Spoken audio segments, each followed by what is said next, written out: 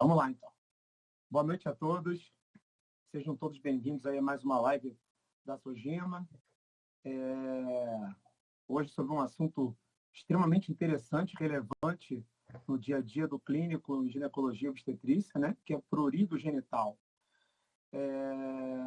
Para conversar com a gente sobre o tema, a nossa convidada, a doutora Caroline Alves de Oliveira Martins, é uma pessoa que eu tenho uma maior consideração, uma das pessoas mais sérias com as quais eu já tive o prazer e a oportunidade de trabalhar. A gente se conhece desde a universidade, né? E então a gente já tem um vínculo de amizade, a gente meio que engravidou junto lá na nossa primeira gestação, e então já dividimos muita coisa nessa vida. E eu aprendo sempre muito com ela. Sempre que eu preciso de uma ajuda, eu sempre tenho ela do meu ladinho ali, sempre muito correta, muito certinha, e uma pessoa que mora no meu coração. Só para a gente apresentar a Carol, posicionar, a Carol ela é formada pela Unirio, tem pós-graduação em patologia cervical e colposcopia do Fernandes Figueira, mestrado também no Fernandes Figueira, na Fiocruz, e doutora em ciências pela UF, hoje professora adjunta de ginecologia da Universidade Federal Fluminense, e responsável pelo ambulatório de patologia genital inferior do Hospital Geral de Bom Sucesso, nossa casa, e hoje coordenadora também do curso de extensão em patologia do trato genital inferior, né?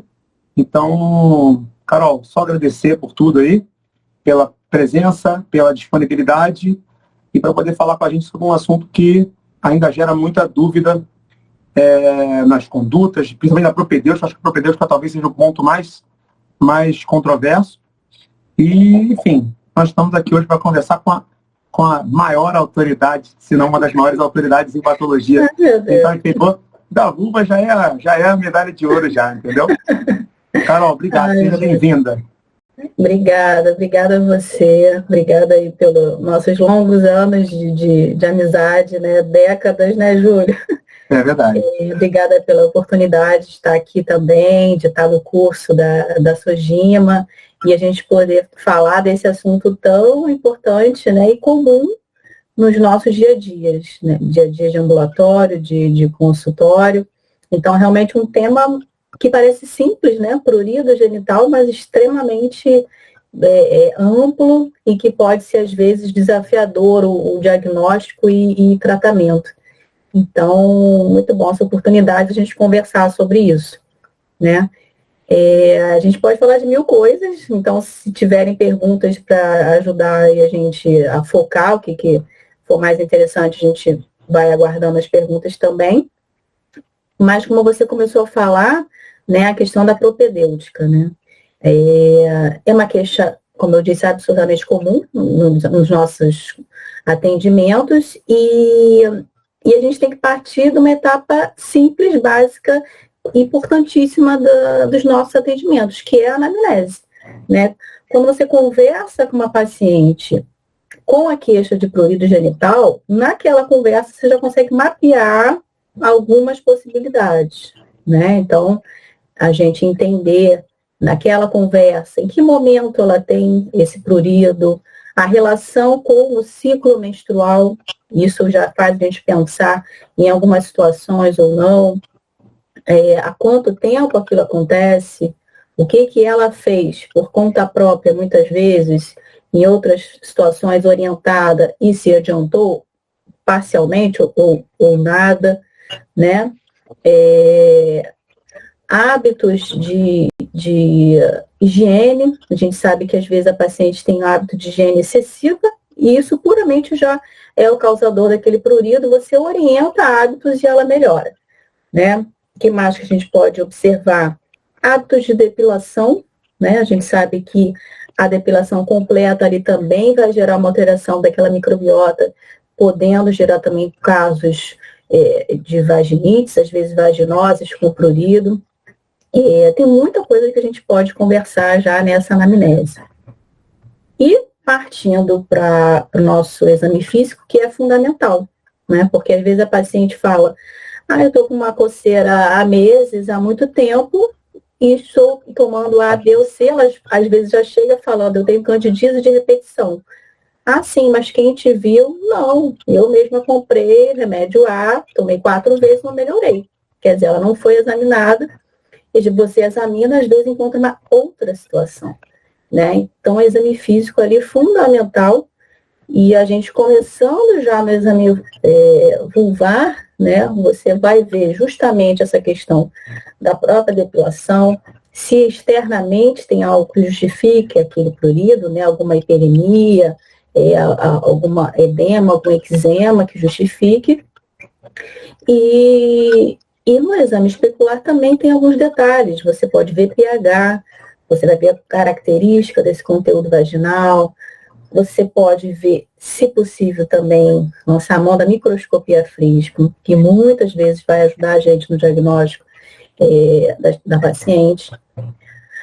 Biologia molecular, dependendo do caso, então tem uma série de coisas que a gente pode fazer, né, na paciente, que a gente deve fazer na paciente com prurido genital, né, nessa propedêutica inicial. Então, basicamente, eu diria examinar a paciente, né, e ouvir a história atentamente no que ela fez, nos hábitos, e a gente partir para esse exame aí mais detalhado, entendeu? A gente tem alguma pergunta? Deixa eu ver aqui no chat. Vamos ver aqui. Não, ainda não. Eu acho que não. Acho que entrou a Cacá Vilela, mandando um beijão pra gente aqui, nossa ex-residente. Cacazinha. E o Neuri, nosso querido Neuri também, da Sojima. Por enquanto, não pergunta, é só saudações.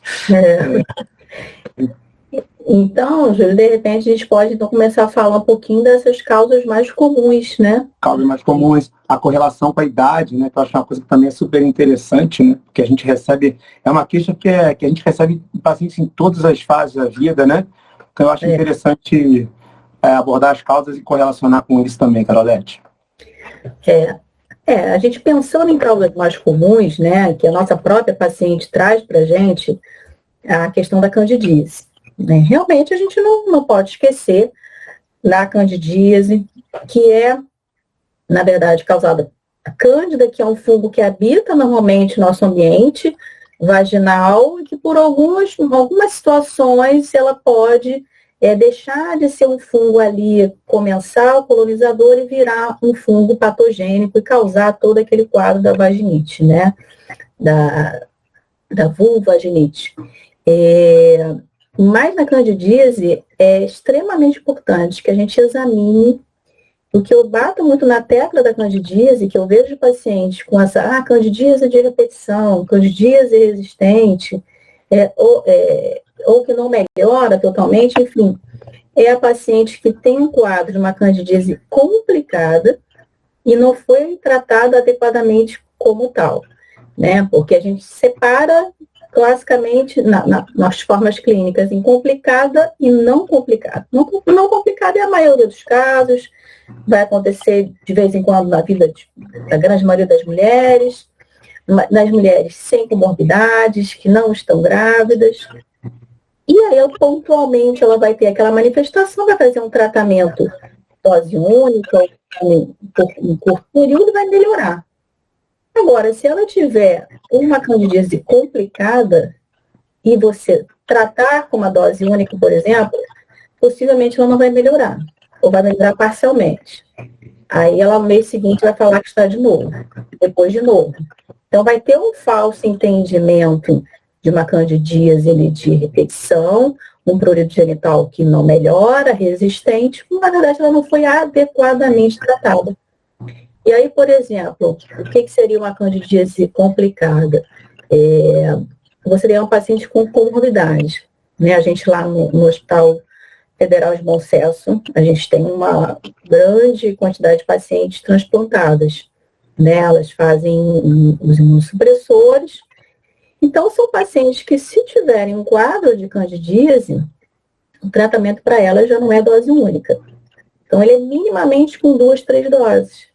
Então, e aí você tem que ficar monitorando a paciente. Então, já tive paciente que com 3 doses ficou boa, que precisou de 1 mês, que precisou de 3 meses de tratamento. Ou se ela fosse sozinha à farmácia e comprasse lá uma dose única, ela não ia ficar boa. E aquele prurido genital ia ficar de uma forma mais resistente. Outra situação comum também de candidíase complicada. Uma paciente tem sintomas intensos. Como é que você diz que uma pessoa tem sintomas leves e outra os sintomas são intensos? Isso é subjetivo, né? Então, você tem que orientar a paciente. Tratou com dose única, se sentiu, está ótimo, perfeito? Resolvido.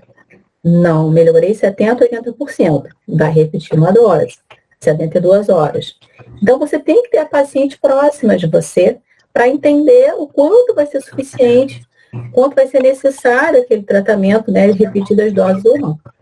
Então, eu vejo muito isso na prática. É você tratar pacientes que, na verdade, têm uma candidíase complicada, pelo simples fato de sintomas serem mais intensos, porque é gestante, porque tem comorbidade, e tratar como uma forma não complicada, com uma dose única ou um creme vaginal de curto período. Tá? Então, isso é muito, muito comum, muito frequente. Então, acho que realmente a candidíase merece atenção, não banalizar, é a segunda causa mais comum aí de corrimento vaginal e que vai cursar com prurido, né? Então, é muito comum na nossa prática, né, Júlia? Tem visto muito, Carol, nesse dia a dia, até desculpa de interromper, a questão da resistência, né, da candidíase, você até comentou agora, né? As formas resistentes da cândida, né? Queria saber como é que você conduz isso e até sobre essa questão das doses repetidas dos antifúngicos, tratamento dessas cândidas ou complicadas ou multiresistentes, ou as duas coisas ao mesmo tempo. Como é que você tem conduzido? Que antifúngico você tem alçado mão? Sua experiência? Eu prefiro o fluconazol dose única via oral. Por quê? Por mais que a gente leia no protocolo clínico do Ministério da Saúde, primeira escolha, eles colocam os cremes vaginais. Não sei se por uma questão de liberação de medicação do SUS, não sei, não entendo por que a primeira escolha para eles são os cremes vaginais. Eu prefiro o fluconazol, assim como é lançada essa opção também como primeira escolha pelo CDC, pelo Guideline americano. Por quê? As pacientes que têm candidíase, geralmente são pacientes que têm maior tendência a ter respostas alérgicas, tá? Então, são pacientes com maior resposta do tipo TH2, com mais liberação de histamina. Quando você usa um creme vaginal, em geral, o veículo do creme, ele contém propileno glicol, que é um grande alergênico. Então, algumas, eu diria até muitas pacientes, vão começar a usar o creme e vão ficar mais incomodadas, porque elas vão fazer uma resposta alérgica àquele veículo, àquele componente. Com o tempo, se elas tolerarem, podem até melhorar. Então, eu particularmente não uso cremes vaginais. Eu nem sei de cor os nomes comerciais, nada disso. Não uso não. Raramente vou lançar a mão. Então, eu prefiro, geralmente, fluconazol, dose única ou doses repetidas, né, se for necessário. Por conta dessa questão alérgica.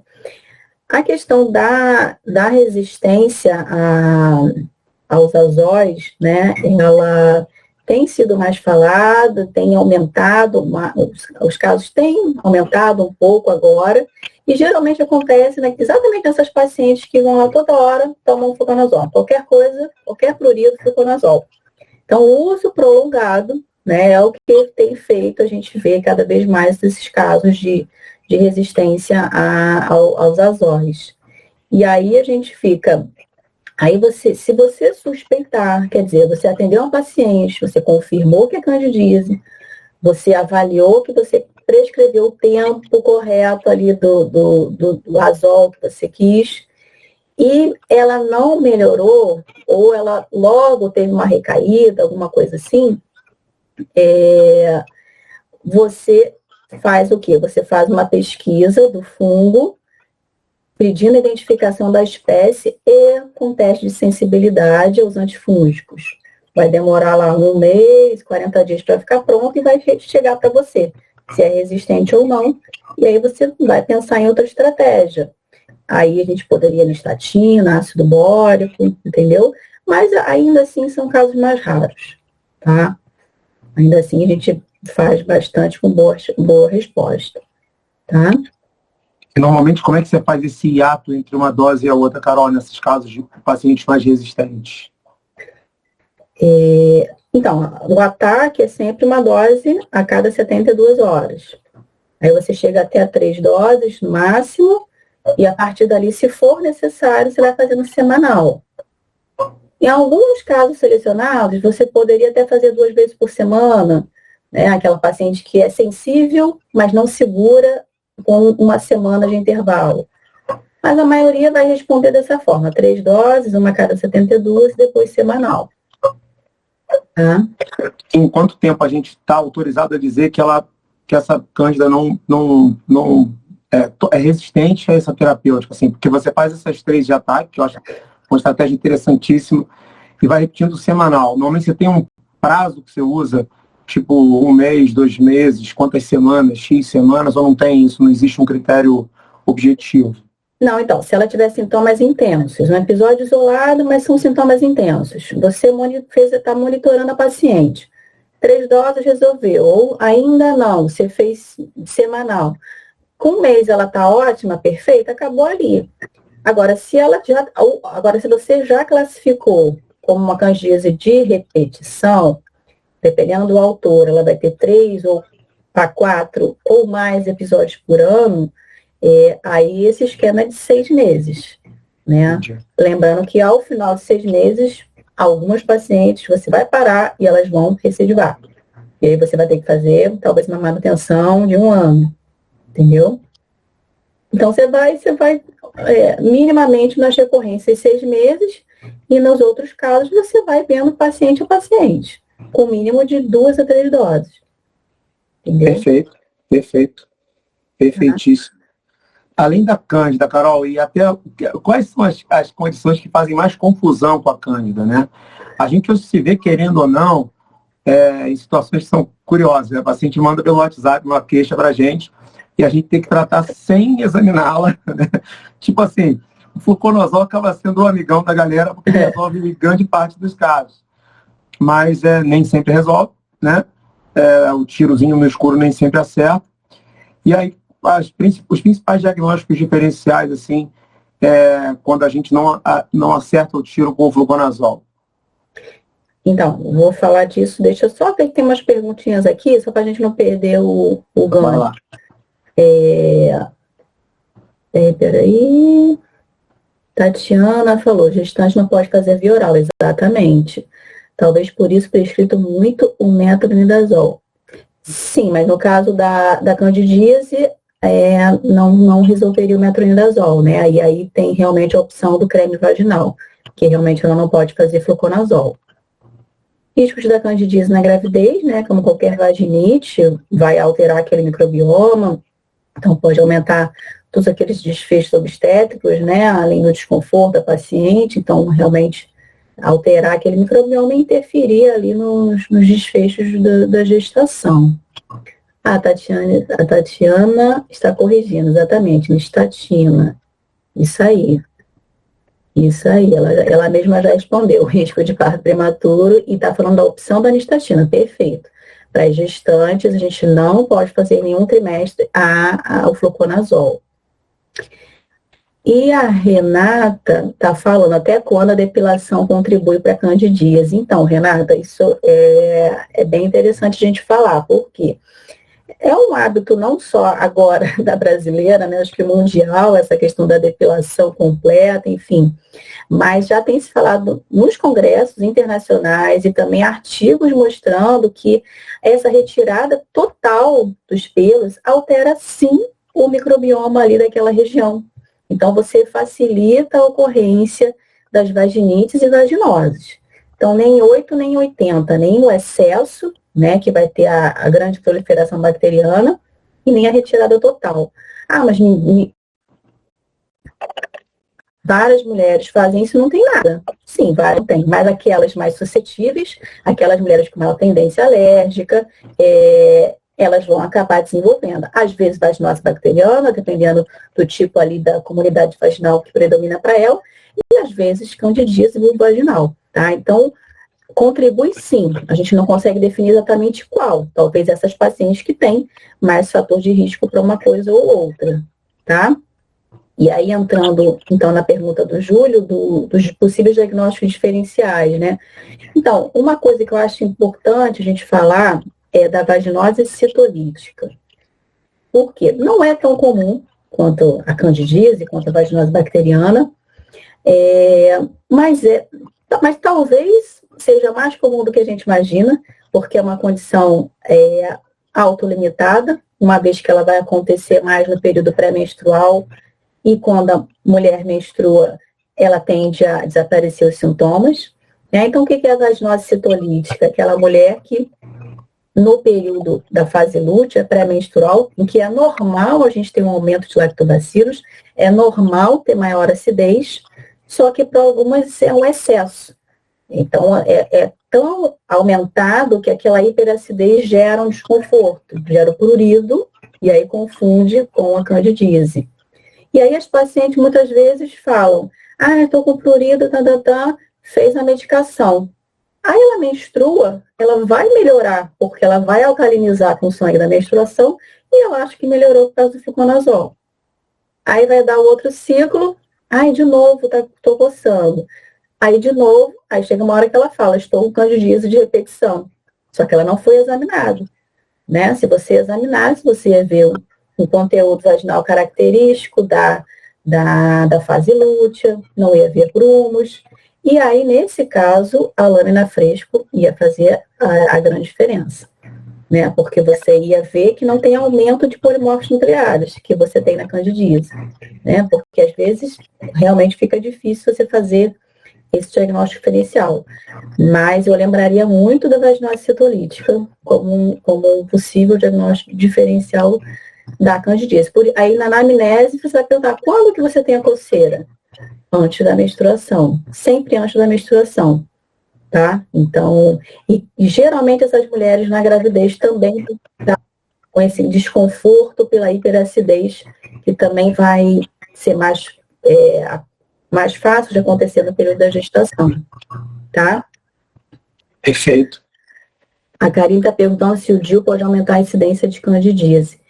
O DIU hormonal, sim, tem alguns trabalhos mostrando mais ocorrência de candidíase, sim. E o DIU não hormonal, mais incidência de vaginose bacteriana, tá? Outra coisa que eu queria lembrar diagnóstico diferencial, tá? Desses casos de prurido, é tricomoníase, tá? Então, é outra coisa que a gente acha que é raro, não vai achar em consultório, só que a gente vai encontrar, nem sempre a paciente vai ter um quadro florido de um processo inflamatório, diferente da candidíase, você vai ter uma paciente com pH alcalino, então a fitinha de pH é muito fácil de comprar e fazer, né, 1 minutinho ali na parede vaginal, terço inferior, você vê o pH, e as pacientes às vezes vão ter sintomas sutis, um corrimento alterado, e é um prurido às vezes leve, que gera ali um processo inflamatório pelo tricomonas, pelo agente sexualmente transmissível, e às vezes a paciente também pode confundir com o prurido da candidíase, que ela sempre vai achar que é o mais comum. Então, eu acho que a gente não deve esquecer também da tricomoníase, tá? Outra coisa, dermatite, né? Dermatites vão ser reações ali cutâneas na pele da vulva, e aí a gente pensa mais pacientes com incontinência urinária, que por algum motivo tem aquele hábito de usar o absorvente diário, né? Então, em contato com aquele material todo dia, e ela faz aquela mancha ou placa avermelhada na vulva, pruriginosa, né? Então, isso é algo que a gente tem que pensar.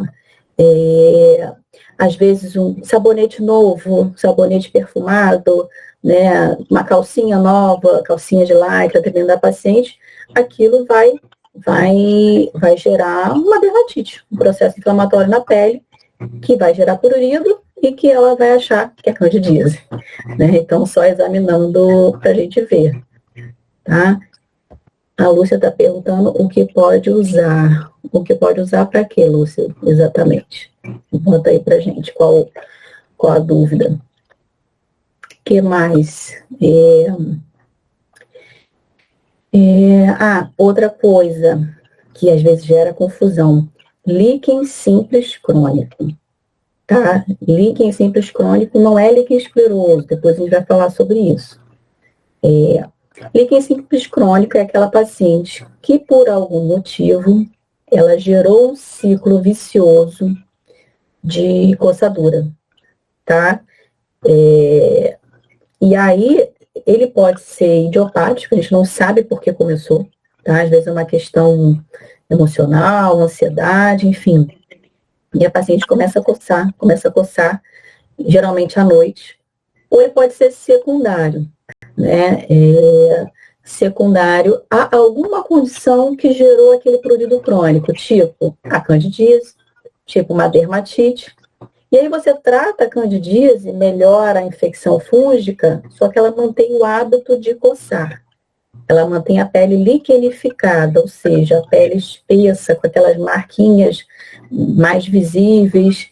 Então, ela mantém esse quadro de líquen simples crônico nessa região vulvar. Daí você tem que lançar a mão de um corticoide, não precisa ser de potência alta, também não precisa ser por muito tempo, até aquela pele voltar ao normal. Tirar o hábito de coçar como? Depende, se for ansiedade, vai ter que tratar o transtorno de ansiedade, se for um processo alérgico, vai ter que tirar a substância alergênica, vai ter que tratar essa candidíase corretamente, senão não funciona. Né? Eu tive uma paciente lá no hospital que ela trabalhava com limpeza, algum produto químico, e ela se coçava toda, não só a vulva, como toda a pele. E ela só melhorou quando ela mudou de função. Ela tinha que parar de ter contato com aquele produto alergênico. Né? Parar de ter contato com o produto, a gente lança a mão de um corticoide, média potência, por uns 10, 15 dias, depende do caso, tem que rever. Vulva não tem uma coisa exata, né? Você tem que ficar revendo a paciente. E assim ela melhorou. Tá? Então, eu acho importante a gente lembrar do líquen simples crônico e não confundir com o líquen escleroso, que a gente pode falar daqui a pouquinho. A Lúcia está perguntando do como trata a vaginose citolítica. Então, Lúcia, na verdade, você tem que alcalinizar aquele ambiente naquela fase. Né? Você tem algumas propostas, você não tem um tratamento padrão, tá? Tem poucos artigos e tem alguns protocolos baseados em opinião de especialista, tá? Mas basicamente você fazer uma diluição com bicarbonato de sódio, fazer banho de assento, fazer duchas vaginais, naquele período que ela está sintomática, né? Porque é só um paliativo. Não é todo ciclo que ela vai ter sintomas, entendeu? Então, quando ela tiver, você faz ali 2 vezes por semana, 3 vezes, ou naqueles dias que ela está com prurido, tá? Mas você pode alcalinizar com bicarbonato. O próprio ácido bórico, ele tem essa propriedade também, um pouco de alcalinizar, poderia aliviar também, tá? E o Vinícius está perguntando, quando prescrever creme vaginal com corticoide, nas situações que a gente está falando, candidíase, tricomoníase e vaginose citolítica, não. Creme vaginal com corticoide seriam situações mais raras, mas não de prurido, como uma vaginite inflamatória descamativa, o líquen plano erosivo, tá? Mas líquen plano erosivo, sim, você pode ter um prurido, mas é uma condição mais rara, tá bom? Mas nessas condições que a gente falou, até o momento, não vejo indicação de creme vaginal com corticoide, a princípio não, tá? O creme com corticoide externo para candidíase é válido para alívio mais rápido dos sintomas da paciente, mas ele não é curativo. Isso é outra coisa importante para a gente lembrar, né? Às vezes a paciente também está lá com a candidíase, enfim, que ela acha, resolve parcialmente com aqueles cremes externos, né? Que eu não vou falar os nomes comerciais. Aí ela melhora quase parcialmente. Vai e segue a vida. Depois volta. Aí depois volta. Por quê? Ela não erradicou a origem da infecção fúngica, na verdade, o desequilíbrio do fungo. Você não vai tirar a cândida do paciente, que ele faz parte da flora, mas você vai reduzir a carga fúngica a ponto da cândida voltar a ser puramente só um comensal, né? Você tem que erradicar, reduzir essa carga fúngica de onde ela vem, do reservatório, que é a vagina. Então, seja com fluconazol via oral, seja com creme vaginal. Os cremes externos são excelentes adjuvantes, não curativos, tá? Então, não sei se essa era a dúvida do Vinícius. O que mais? Estou falando aqui sem parar. Pode falar. Ótima sequência. Então, aí, talvez entrando na questão dos líquens, né? Aí a gente está falando de causas mais raras, né? De prurido. Mas que é importantíssimo a gente falar, debater, porque vamos entrar no líquen escleroso, né? O líquen escleroso, uma doença cutânea e que afeta principalmente a pele da vulva. Então, a gente é que tem que saber, né? Não vai chegar lá no dermatologista, a paciente vai estar com prurido vulvar crônico. E essas pacientes, elas não demoram meses para ter um diagnóstico, elas demoram anos. 2 anos, 3 anos, 4 anos, tá? Isso na maioria dos lugares. São pacientes que vão ter um prurido crônico, vão começar a tratar candidíase, não vai melhorar, aí vai usar creme, vai usar terapia de manutenção, até que em um belo momento você vai examinar e você vai perceber que ela tem uma mancha, em geral, ali na face interna, nos grandes lábios, vai ter apagamento dos pequenos lábios, e aquela região daquele prurido que você precisa tratar, né? E aí o tratamento é uma doença crônica, né? De provável caráter autoimune. Então, a gente tem que fazer um tratamento padrão, estabelecido, muito bem estabelecido, que vai evitar a progressão maligna, que é com corticoide de alta potência, né? Então, terapia prolongada com esse corticoide de alta potência. Então, não é raro a gente ver paciente que demora anos para fazer o diagnóstico. E, além de todo o desconforto para a paciente, né, todo o prejuízo estético, funcional, porque aquelas alterações anatômicas vão prejudicando a qualidade de vida, a qualidade sexual, né? A gente sabe que o líquen escleroso é o grande precursor, o grande fator de risco para o surgimento da lesão precursora do câncer de vulva, né? Então, esse é o ponto-chave. E só o corticoide de alta potência, até o momento, está provado de se evitar essa progressão, né?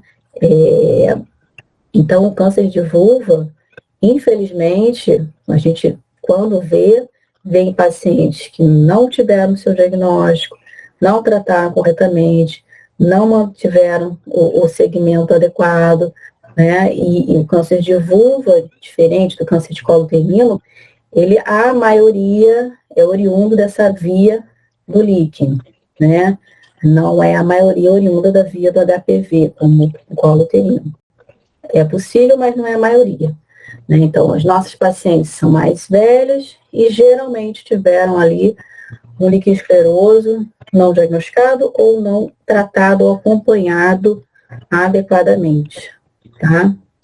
A Lúcia pergunta sobre o laser e radiofrequência. Então, Lúcia, a gente até o momento, como eu falei, a gente só tem provado para evitar a progressão neoplásica, corticoide de alta potência e o uso regular. Existem sim já alguns trabalhos mostrando talvez uma melhora na qualidade de vida, melhora ali na função vulvar, vamos dizer assim, com essas tecnologias, mas a gente precisa de trabalhos maiores, né, para a gente indicar que precisa fazer esses tratamentos que são caros, né, para os nossos pacientes, e todas, né, vão poder realizar. E se você optar por realizar, né, se você tiver mais essa conduta, não retirar o corticoide. A grande preocupação que a gente tem visto é isso. Não é uma opção, vou tratar com corticoide ou vou tratar com laser. Não, você pode ter uma adjuvância, pode ser interessante como adjuvante, talvez. Né? Não vou fazer essa conclusão ainda agora. Mas você não pode tirar o corticoide, porque ele é o que está provado a evitar essa transformação neoplásica. Tá? A gente está com um trabalho lá na faculdade em andamento, avaliando pacientes com líquen escleroso com radiofrequência. A gente ainda não tem os resultados conclusivos, mas todos os pacientes estão com corticoide. Então, assim, não tem comitê de ética que libere um trabalho desse, uma doença que pode gerar o câncer de vulva, a principal via de transformação carcinogênica, e você tirar o corticoide, que é o que a gente tem visto, né? Os pacientes vão tratar, não, agora meu tratamento é com laser ou radiofrequência. Não é. Pode ser um adjuvante. Né? Lá, e nem todos os pacientes foram vistos melhor com a radiofrequência, nem todas foi visto melhor histológica. Então, você não pode tirar o corticoide. Diminui só de corticoide? Não entendi. Mas diminui não entendi a pergunta, Lúcia. Você está perguntando que no líquen, se fizer o tratamento com energia, você pode diminuir a dose de corticoide? Olha, diminui o uso de corticoide. O uso do corticoide naquela paciente que está estável, né, que ela já parou de ter o prurido, ele é recomendado pelas diversas sociedades, uso semanal, no máximo quinzenal. Menos do que isso, a gente não vai saber se você vai conseguir evitar a transformação neoplásica, tá? Então, com essa adjuvância, a gente manteria essa dose. Então, a princípio semanal, naquelas pacientes que já estão assintomáticas. Né? Tem pacientes que você só controla por 2 vezes por semana, a maioria é semanal, né? Mas manteria, a princípio, essa dose recomendada pelas sociedades, entendeu? Que você tem esse respaldo, tá? Isso mesmo. Então, o que mais? Então, a gente tem que examinar a paciente, ver quantas coisas a gente falou, né? Quantas coisas simples, coisas mais complexas, coisas que podem evoluir para câncer, né? Câncer de vulva aí, um grande possível aí, sintoma é o prurido genital, né? Então a gente realmente tem que examinar.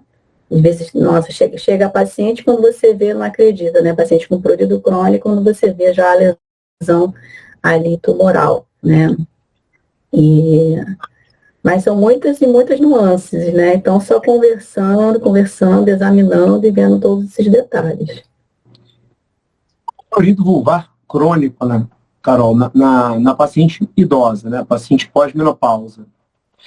É uma coisa que a gente tem muita dificuldade, você falou que é preciso uma sensibilidade mesmo para a gente definir a conduta, mas uma grande dúvida que sempre é suscitada é a partir de que momento a gente tem uma indicação de biopsiar aquela vulva.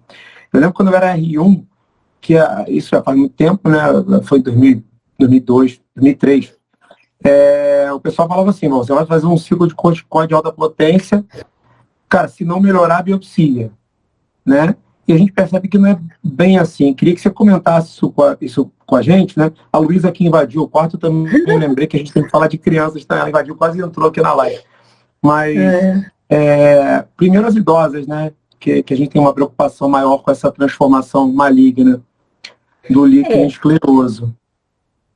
Vamos pensar sempre nas causas mais comuns, né? Então, assim, a síndrome geniturinária, né? Então, a atrofia, né? Todos aqueles sintomas da fase pós-menopausa, sem ali o preparo estrogênico, a paciente vai poder, com o tempo, evoluir com ardência, às vezes também um prurido, um desconforto.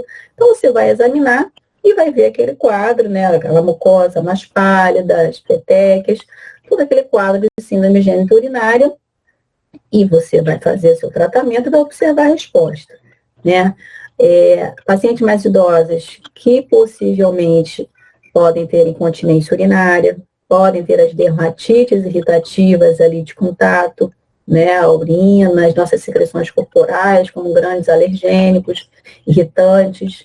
Então, também fazer uma proteção ali naquela pele, né, para essas pacientes. Então, você vai ver que ela tem um prurido, mas ela tem ali aquela dermatite, aquela área bem marcada, onde fica ali a área que encosta a urina. Então, também não vejo indicação de biópsia. Agora, você vê um paciente com alteração de cor da pele, alteração anatômica, atrofia de estruturas, não é atrofia vulvaginal, ela tem uma atrofia de pequenos lábios, encarceramento de clitóris. Você, a princípio, pode fazer um diagnóstico clínico de líquido escleroso, tá? A biópsia ela não é mandatória. Ela é sugerida por muitos especialistas, mas ela não é, assim, obrigatória. Se clinicamente você acha que é líquido escleroso, começa a tratá-la e melhora, não tem por que biopsiar. Agora, outras pessoas, eu também prefiro, geralmente, fazer uma biópsia, porque é uma doença crônica, ela vai tratar para a vida toda, ela tem que entender a situação, às vezes ela vai a outros especialistas, enfim, muda de estado, muda de país, ela tem a comprovação histológica ali do tratamento dela. Se você optar pela biópsia, ela tem que parar de usar o corticoide, caso ela esteja fazendo, por pelo menos 3 semanas. Você também vai interferir no resultado histopatológico. Que mais? Se uma paciente com líquido escleroso, ou uma paciente com lesão de alto grau vulvar, né, e próprio HPV, né, que também pode cursar com prurido ali naquela região, a gente até não mencionou a questão do HPV. Não é comum, mas pode dar o prurido também. Não tratou, aquilo acabou evoluindo e vai gerar uma erosão, uma ulceração. Aí você tem uma paciente com uma úlcera que não sabe o tempo de evolução, ou uma úlcera mais de 3 semanas, você vai fazer a biópsia, né? Aí não tem dúvida. E para biopsiar áreas ulceradas, áreas erosadas, é só lembrar que você vai na borda, né, entre a úlcera e o tecido são. Então, para as pacientes mais idosas, eu lembraria desses casos, e a questão da biópsia, essa última questão. A gente até não falou muito também do herpes, que é algo que também pode gerar um grande desconforto, mas também pode começar com aquele prurido, né? Então tem pacientes que vão ter prurido e é herpes. Então também é importante a gente examinar, excluir. Das idosas me lembro mais isso, Júlia. Nas crianças, prurido genital, a gente tem que pensar nas verminoses, né? Então, vulvaginite em criança não é comum. Não é comum. Então, a gente pensaria mais nas verminoses, né? Aquelas oxiúros, que vai cursar com aquele prurido mais noturno, né? A criança que tem a hábito de manipular, vai ficar mais coçando naquela região. Pensaria mais nisso.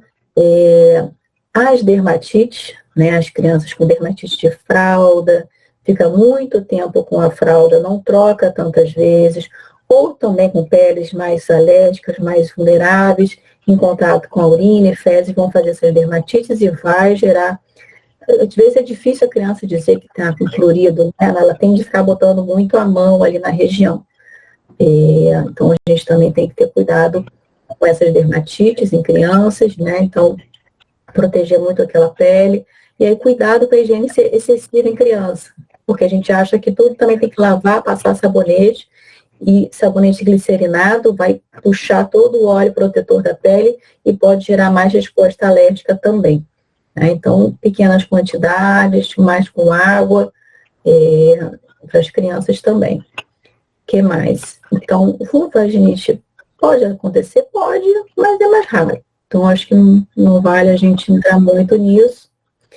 E biopsiar uma mulher no menacme, né, na fase reprodutiva, também não é habitual, a não ser que você tenha também uma úlcera crônica, que não melhora, ou também um líquido escleroso, que é mais comum pós-menopausa ou antes da menarca, mas que às vezes acontece no menacme. Então, se você tiver uma mancha, ficar na dúvida, enfim, o que quer que seja, você também lançaria a mão dessa biópsia. Temas terapêuticos, Carol, quando você fala em corticoide, de alta potência por longos períodos, né, para tratamento do líquen escleroso e até com a importância de evitar a progressão para uma neoplasia vulvar.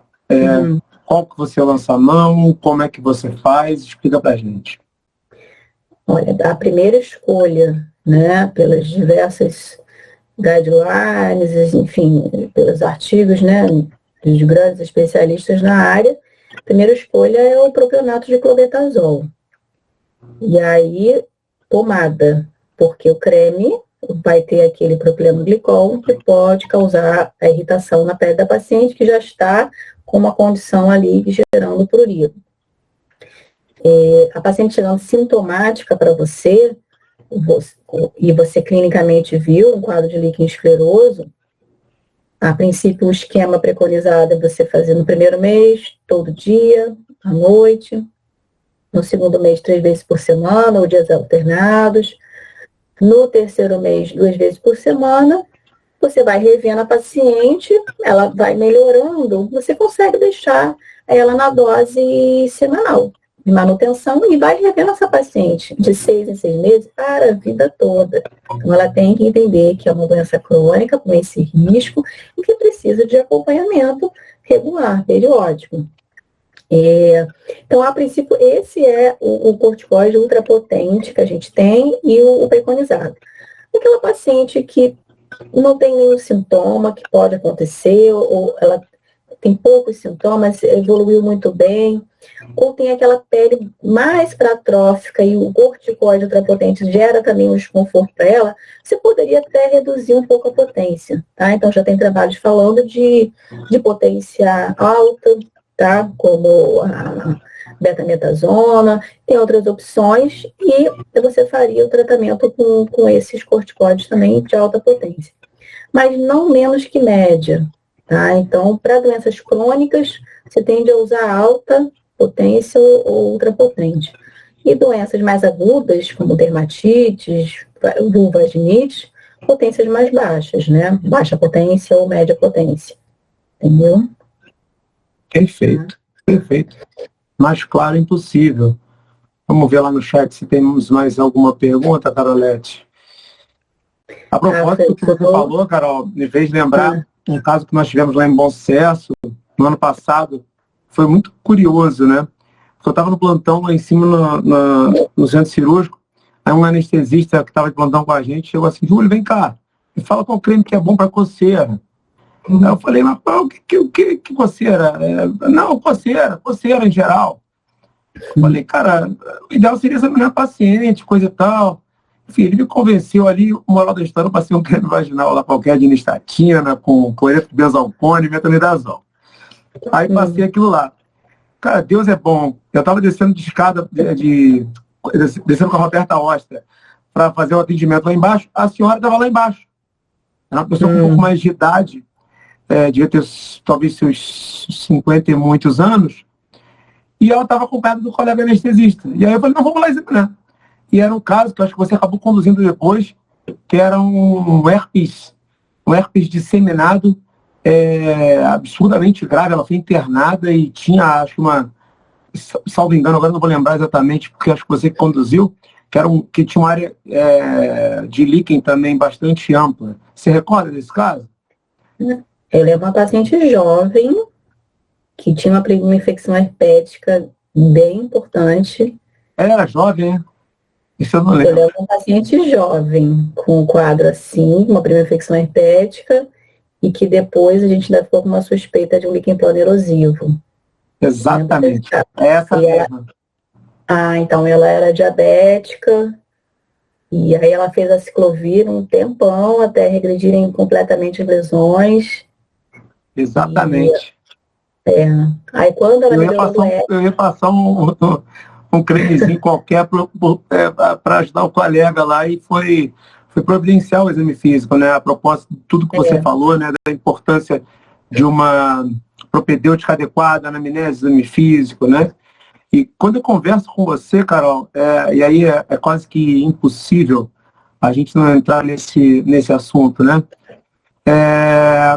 Você vê, a gente está aqui há 50 minutos trocando ideia e falamos pouco sobre o assunto.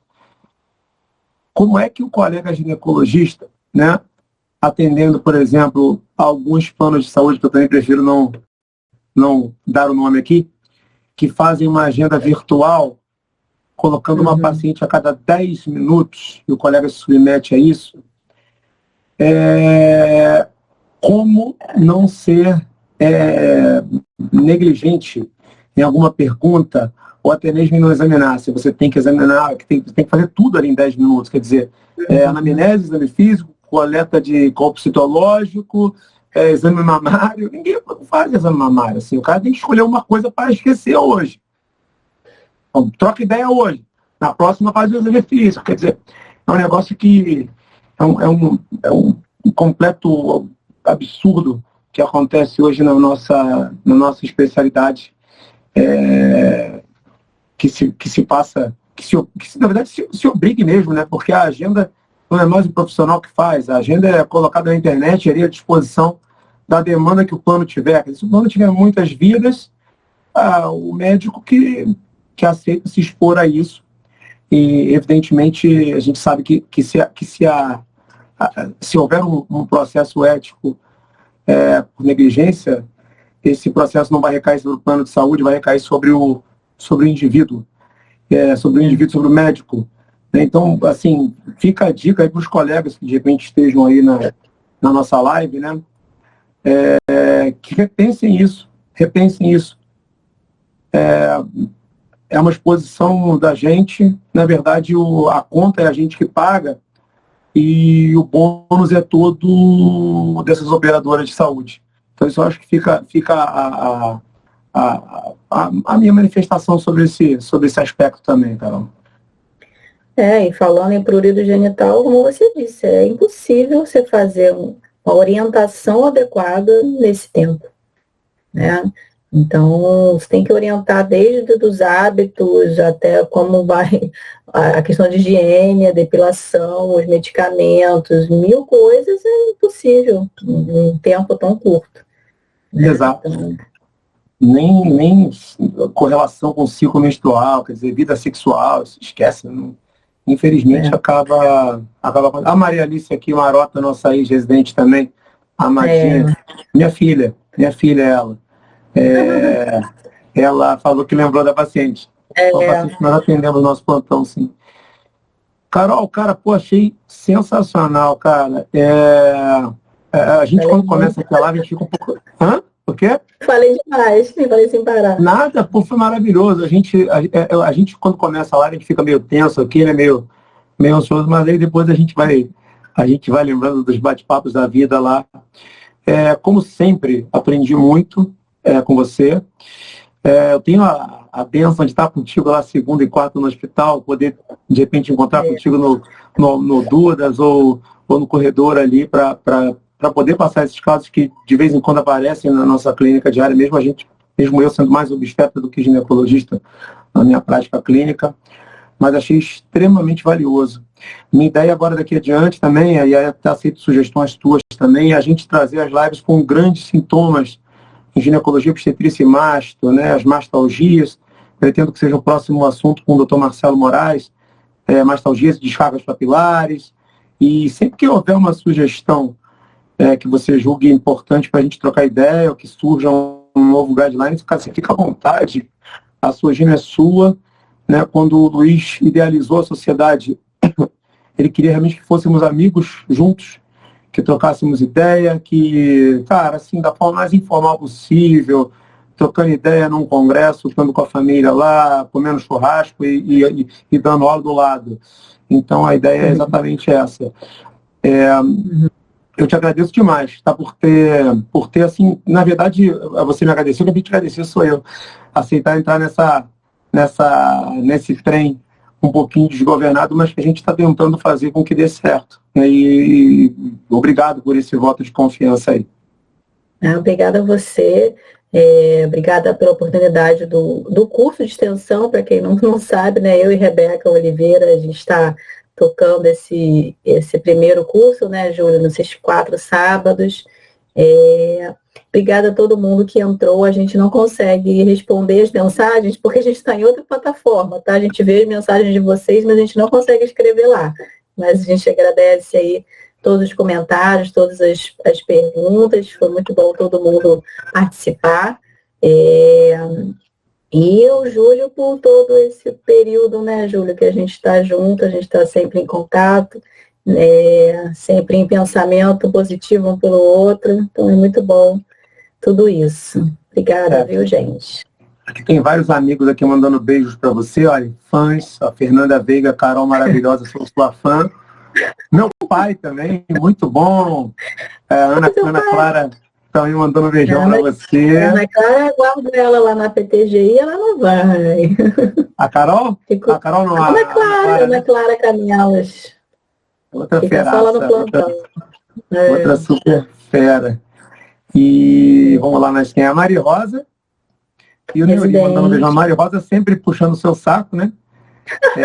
Um dia eu chego lá, mas ela é um amor de menina também. Mas vai seguir teu espaço, certeza. E o Neuri agradecendo.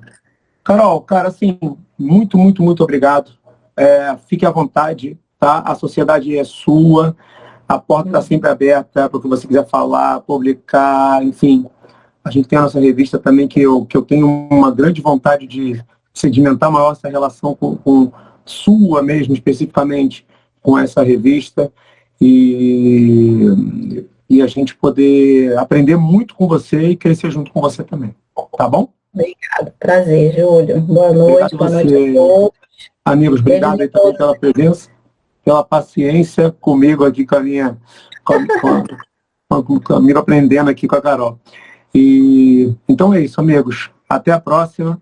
Fiquem com Deus. Boa noite. Agora vamos torcer o Mengão. Valeu, Carol. Tchau, tchau. Beijo. Obrigado. Obrigado, gente. Obrigado pela ajuda e pelo prestígio aí da presença de todos.